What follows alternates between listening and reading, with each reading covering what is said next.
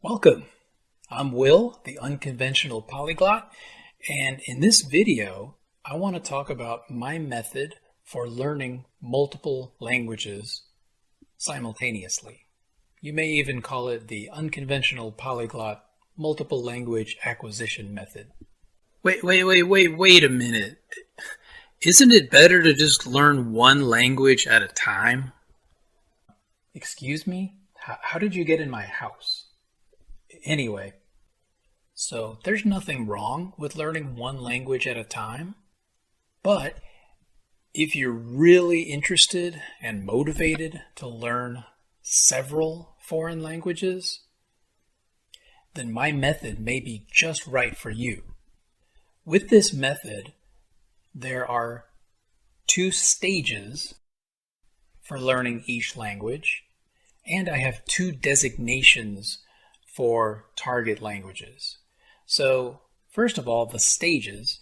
The first stage is essentially the input stage.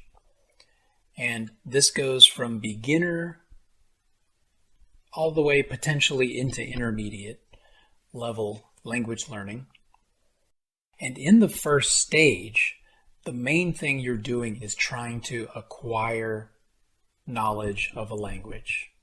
Vocabulary, grammar, maybe some listening, probably using materials that are targeted for beginners at first, maybe some reading, again, with materials that are targeted at beginners, but in any event, lots of input, lots of acquisition of vocabulary, grammar, etc. The second stage is where you start producing output. And this is primarily speaking, but also writing, expressing your thoughts in a written form in a language, but also much more input. I like to label stage 2 as the output plus intense active input stage of language learning. And the second stage really is the more intense, the more difficult stage, because climbing that ladder from maybe low-level intermediate language learner to fluency is a significant hurdle to cross over. So in the second stage, not only are you trying to find opportunities to speak the language and get your brain working to be able to speak and to think in a target language, whether it be by talking to teachers, online language tutors, friends, people you meet using language exchange apps, whatever the case happens to be. You're trying to produce output, and you're also spending significant amounts of time with input. Listening, which is very important. Reading, which is also very important. And I also recommend at least spending some time on grammar exercises, writing prompts, things that involve writing as an additional form of output. Now, the other aspect to my method to go along with the 2 stages of language learning are the 2 kinds of target languages. And these roughly correspond to the 2 stages. So I like to break down target languages into primary and secondary. So primary target languages are the languages where you are in stage 2 of language learning. So in other words, they're the languages you're spending more time on, engaging in more activities dedicated to language learning. Whereas with the secondary target languages, these are languages where you are still in the first stage of language learning, and they are probably the languages that you are spending considerably less time on each day. but still trying to make a little bit of progress each day, at least to maintain what you've already learned, if not advance little by little. Okay, well, I'm moving to the Czech Republic in 6 months as an exchange student. Which reminds me, I need to ask my mom if she got my passport application sent in. Honestly, this multiple language acquisition method is probably not for you. I'd like to learn several languages, and I'm not really in a rush. This method is for you, random anonymous stranger who also happened to get into my house. So, how does this process work? How long does it take? Well, how long it takes depends on several factors. One of these key factors is how much time do you have available each day to spend on language learning. Another factor is how many languages are you wanting to learn at the same time. A third factor is the inherent difficulty of each of these languages in relation to your native language, or possibly any other languages that you might already know. And a fourth factor is how much previous language learning experience do you have? Because if you're already an experienced language learner, the time is going to be significantly shorter than if you've never tried to learn a language before. Well, the languages that I would like to learn are Italian, Portuguese, Swedish, and Vietnamese. And I've already learned some Italian a couple years ago, but not a whole lot. I would say I probably have about 2 hours a day that I could dedicate to language learning. Okay, so if you've already learned some Italian, that's certainly going to make the process faster as far as trying to reach stage 2. So just trying to give rough estimates here. I would say that if you have 2 hours a day, and let's just say you start out spending 30 minutes a day on each of these 4 languages, I would say within a year to maybe a year and a half, you should be able to reach stage 2 for Italian and also Portuguese. They're probably going to go at similar rates because they're similar languages, similar levels of difficulty for a native English speaker. And then once you reach stage 2 for these 2 languages, you're probably going to want to increase the time you spend on each of these languages each day, let's say up to 45, maybe even 50 minutes a day for each of these languages.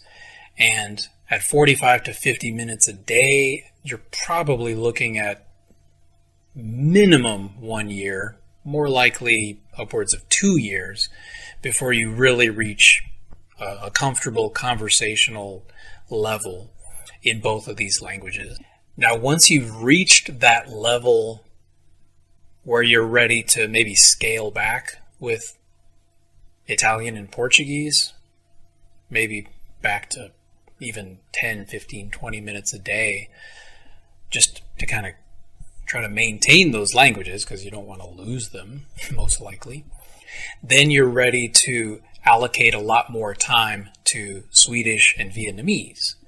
So maybe you keep going at stage 1 for a little while longer with those languages before you jump into stage 2, or maybe you just jump right into stage 2 and try, speaking to people and engaging in stage 2 type activities.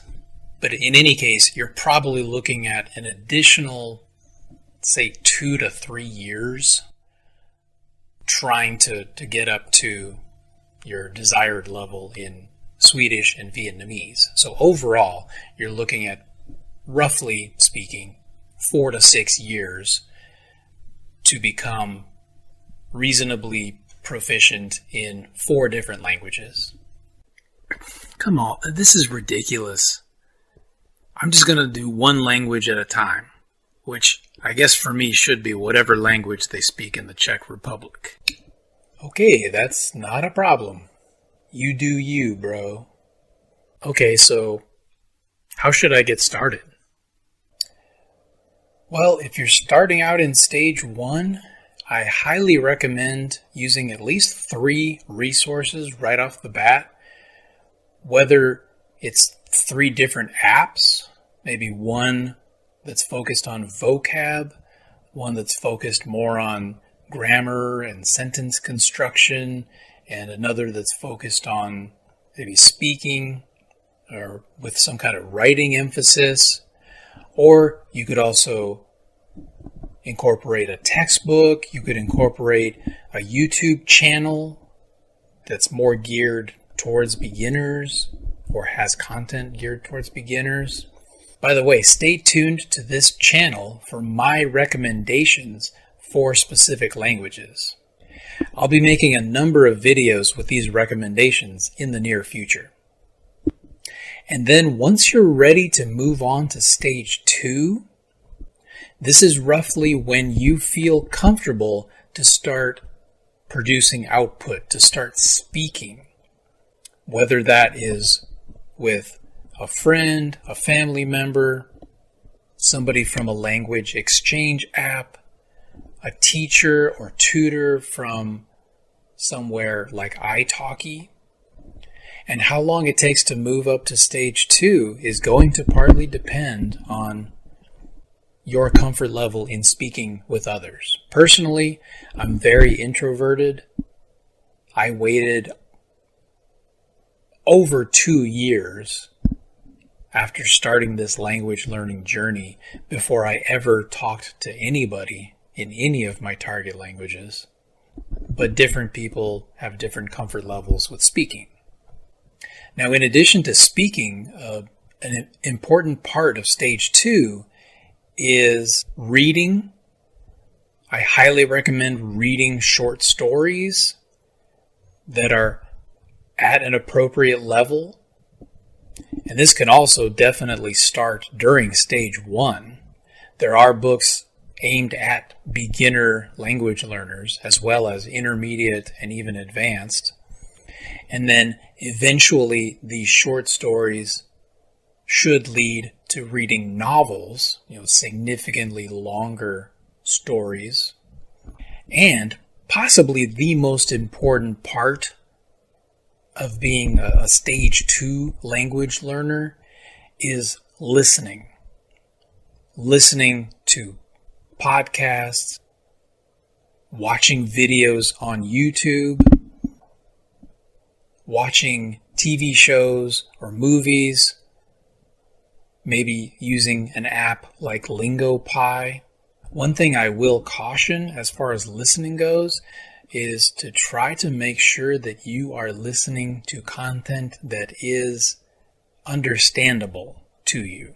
And for that reason, I wouldn't just jump right into watching movies or TV shows from a particular country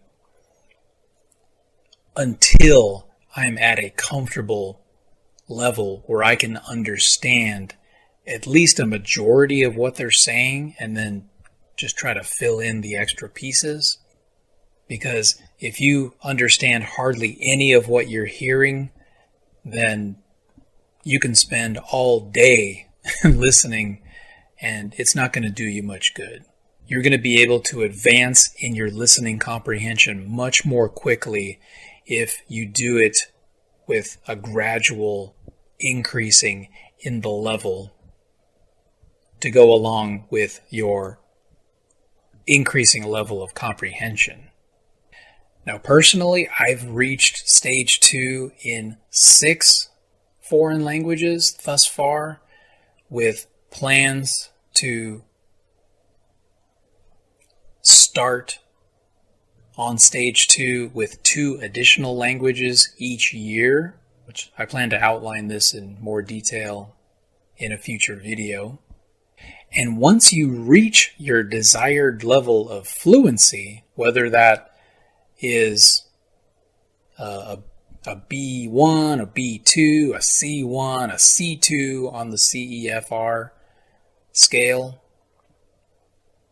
Once you hit that level, then you can definitely scale back, decrease the amount of time that you're spending on that language or those languages so that you have more time available for other languages. So that's it for this video.